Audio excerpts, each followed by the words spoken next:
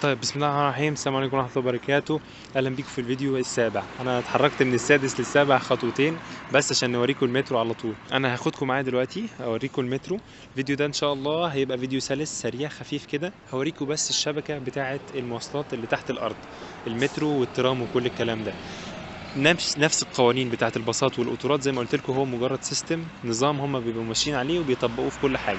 فكل حاجه هناخد بالنا منها هي ان هو ايه الاختلاف مثلا في ان انا امشي من اتجاه لاتجاه تاني، او لو عايز اغير من مترو لمترو تاني، والموضوع شكله عامل ازاي عشان تبقوا شفتوه. القطارات كنا عند محطات القطارات، والباصات ركبت باص ووريتكم. فالترام المنطقي ان انا اوريكم برضو الترام والمترو عاملين ازاي. الاس بان للاشتخاص بان، بس هو تحت الارض، وممكن تشوف او بان يبقى فوق الارض.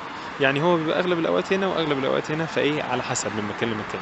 يلا بينا نروح ننزل تحت كده واحده واحده ونشوف المترو عامل ازاي، واشرح لكم كده سريعا كده برضو بنفس المبادئ: واحد اتنين تلاتة، رقم واسم او اتجاه ومواعيد هيمشي منها من محطة يعني.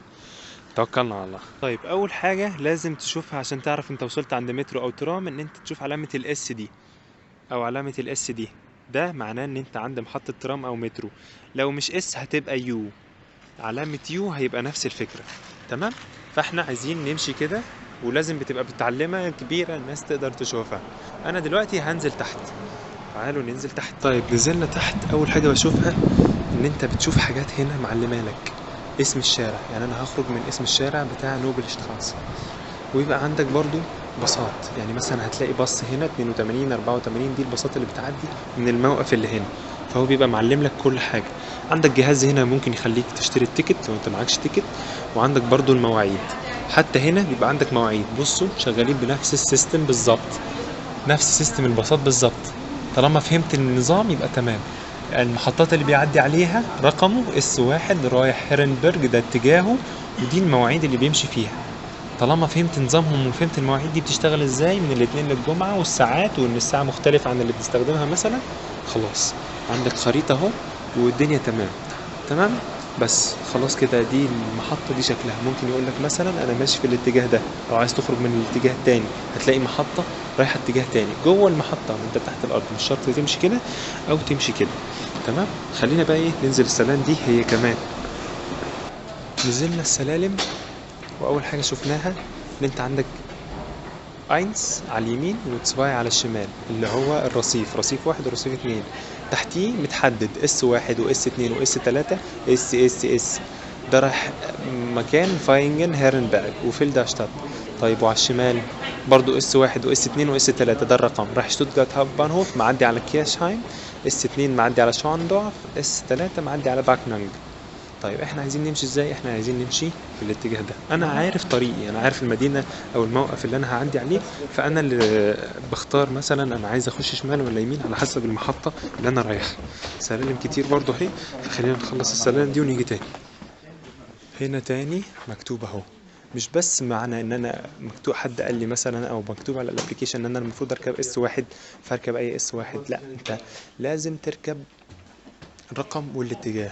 يعني لو قال لك انت لازم تركب اس واحد، تركب اس واحد في اتجاه كيرشهايم لو انت عايز تروح هناك، اس اتنين في اتجاه شاندورف لو انت عايز تروح هناك.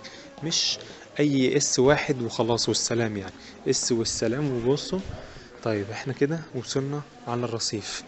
اول لما وصلنا على الرصيف، الرصيفة بشكل عام شكلها كلهم مشابه، وفيه شاشة. خلينا نروح عند الشاشة عشان اوريكم الشاشة بتشتغل ازاي واشرح لكم الموضوع ماشي ازاي. هو نفس السيستم زي ما قلت برضو في كل حاجة.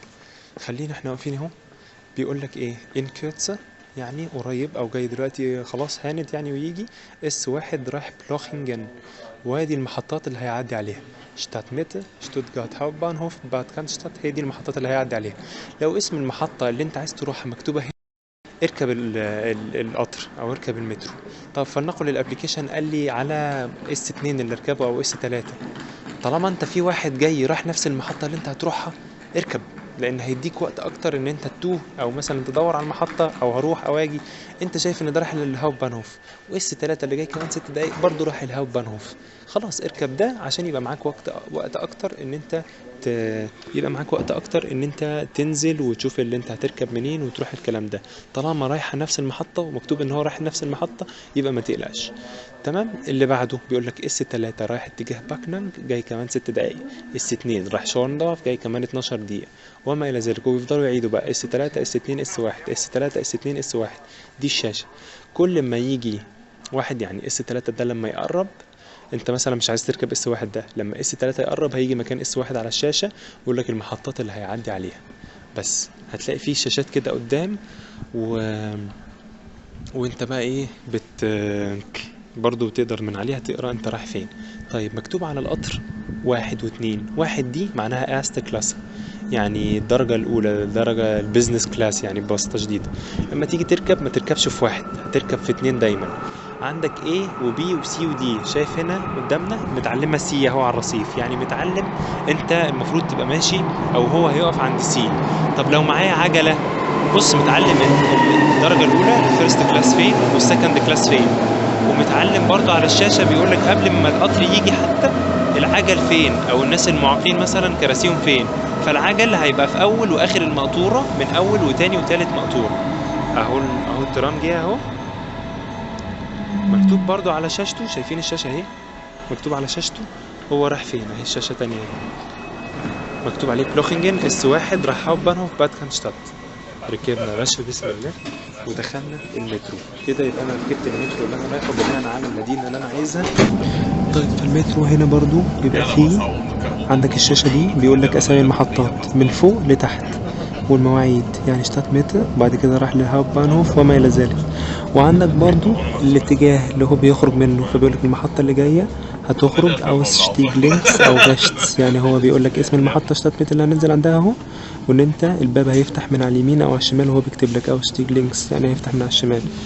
خلينا بقى ايه الشمال اهو. في برضو زراير هنا اول لما تقدر هتدوس عليها وهي بتفتح لك، بس هو في اغلب الاوقات بتفتح لوحدها يعني. احنا كده وصلنا لمحطة شتات متر. كده احنا وصلنا لمحطة شتات متر. انت عندك اسم المحطة بيبقى مكتوب في كل واحدة، فانت لو عايز تتأكد المحطة اللي انت فيها صح ولا لا، في كل محطة تعدي عليها قطر او باص او ايا كان هيبقى مكتوب اسم المحطة، وكذا مرة قدام هيبقى مكتوب هنا او هنا برضه. تمام. فبيقول لك ان انت لو عايز تروح الاوبان او الباص هتضطر ان انت تمشي شمال. لو عايز تخرج على الشوارع اللي اسمها بوكسنشتراسه او تيودور او ايا كان هتمشي يمين. كل حاجة متعلمة بجد، يعني كل حاجة متعلمة. طالما انت فاهم السيستم هتلاقي ان انت والله مش هتوه يعني. فاحنا عايزين نروح لطريق الاوبان، خلينا نمشي هناك كده واجيلكوا تاني ان شاء الله. طيب بص بقى يا سيدي، احنا طلعنا من هنا سلالم برضو، يعني احنا كنا تحت.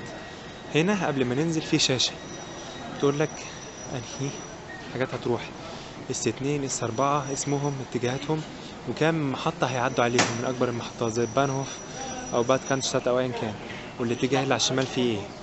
هنا بقى الموضوع فيه شوية لعب، لان انت هنا هتبص يمين هتلاقي مثلا اليمين بيقول لك ايه، عندك باص ان 2 و43 في الاتجاه الفلاني. هتبص على شمال هتلاقي مخرج، دي المحطات الكبيره.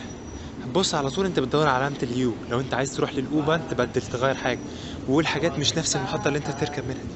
تمام. فهتبص على الاو بيقول لك على طول. تمام. كل الحاجات دي اسامي شوارع، يقول لك الشمال الشارع ده على طول السهم باصص فوق، يعني على طول كده السهم باصص شمال كده. هنا مثلا في اسانسير او مكان لل لذوي الاحتياجات الخاصه او الانفورميشن على الشمال. يمين هنا في شارع تاني. المهم الاو كان باين لك ان هو ايه على طول. تمام. جينا اهو الاو اهو، ده يا سيدي الاو. في شاشه اهي، دايما في شاشات تقول لك مثلا والله 43 اكس 2 دي غالبا باصات، ده مش اسمه ايه ده. بس انت عندك برضو اهي بلان لكل حاجه او 1 2 والاتجاهات بتاعتهم. هنا يقول لك او 1 اهو اتجاه فيلبخ، و2 بوتنانج، وفيها دي الاتجاهات اللي انت عايزها. والشاشه هي بتقول لك جاي كمان 5 دقايق، جاي كمان 9 دقايق. تمام. الناحيه التانية، طيب انا مش عايز اركب هنا، هركب الناحيه التانية. عندك او 1 عندك او 2 عندك او فيها. فاحنا ده معناه ان انا كنت راكب في اس، اتمشيت شويه شفت الاسهم اهو. لو انا عند الاو خارج منه مثلا، فلنقل انا لسه خارج من تحت، يعني كنت راكب حاجه والمواصله دي وصلتني لسه من تحت. تمام. طلعت اول حاجه شفتها اول لما طلعت اس. لو انا عايز اروح الاس هبقى باص عليها في الاتجاه على طول، هبقى ماشي هناك. شايفين العلامه اهي اس مكتوبه هناك كبيره اهي. والاو مكتوبه زرقاء اهي. الاس دايما خضراء والاو دايما زرقاء، تبقى او فير او تسواي او ايا كان، ومعاها الاتجاه بتاعها، وفي شاشه بتقول لك هي هتيجي امتى وكل الكلام ده.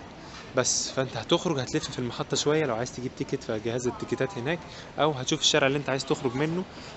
هتقوم خارج منه على حسب السهم بيقول لك على طول على يمين اهو، مكتوب حتى هناك اوس جانج اكزيت، المخرج بتاعك من هنا. في اي حاجه في شارع بيوديك هناك. بس يا سيدي دي الكونكشنز بينهم وبين بعض. انا بقى مثلا عايز اروح دلوقتي في اتجاه او اينس هازلاخ فوق الغاين، فهقوم ماشي وهقوم نازل كده مثلا.